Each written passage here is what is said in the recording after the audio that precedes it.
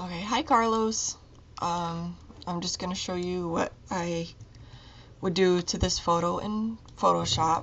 Um, there's a lot of textures, and if you use the dodging and burning, it'll really make those textures pop. So I'm going to go over here, and this hand, if you don't see it, right click and it shows you the other tool, the dodge and the burn.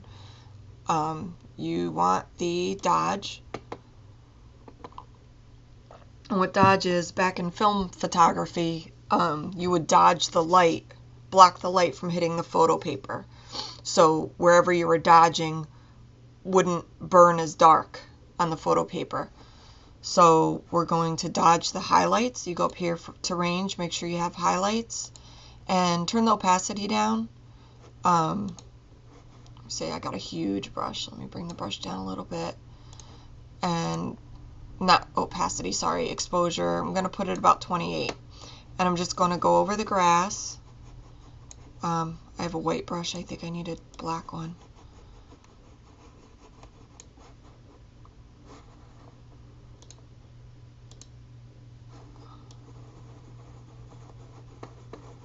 Okay, and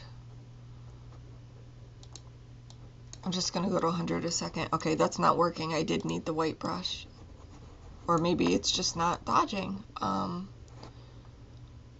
Let me go into the shadows. Or, you know what? Sorry, I'm going to turn the exposure down. And dodge the highlights in the sky. And I'm just going to do them in here. See, ooh, there we go. I'm just doing them in here.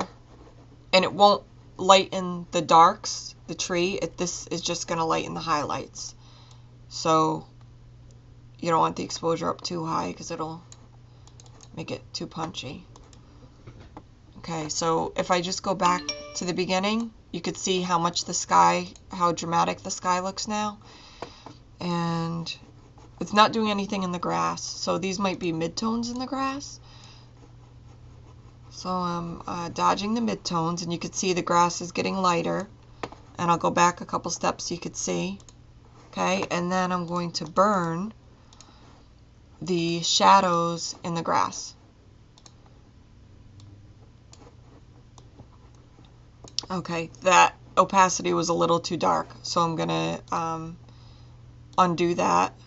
Turn the, I keep saying opacity because that's what it is in Lightroom. Turning the exposure down.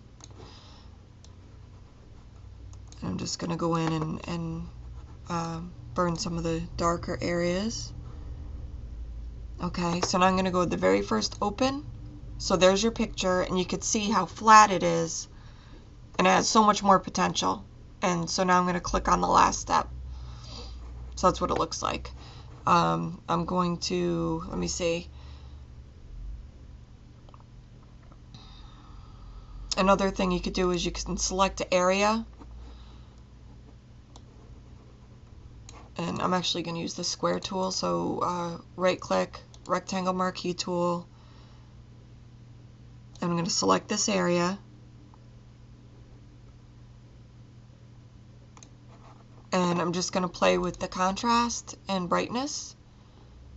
Maybe I'll go to exposure, and you could turn the gamma slider down a little bit. Hit OK. I should have went below the tree line maybe. And now I'm going to go back in and burn the shadows again.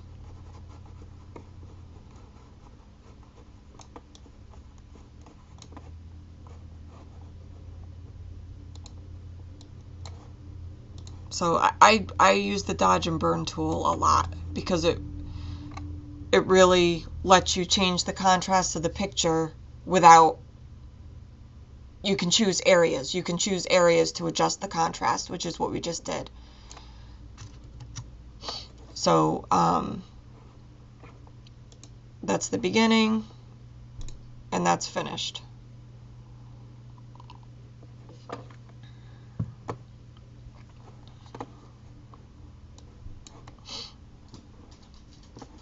Okay, so that's it. I'm going to resize and sharpen because also a picture looks its best. You have to sharpen it after you resize it. So image size, I'm going to do 720 for height. That's a good size for Facebook.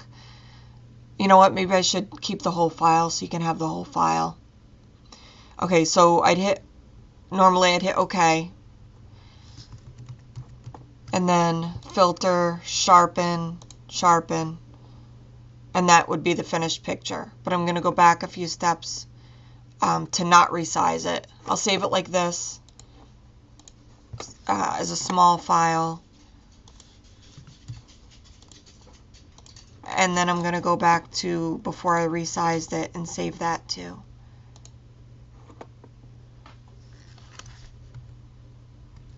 I thought you had dust spots. It's just my dirty computer screen. Okay. Yeah, my screen needs to be cleaned. It's filthy. Okay, so I'll save this as the Hope Tree edited. And I'll upload it back to Facebook for you. And I hope it helped.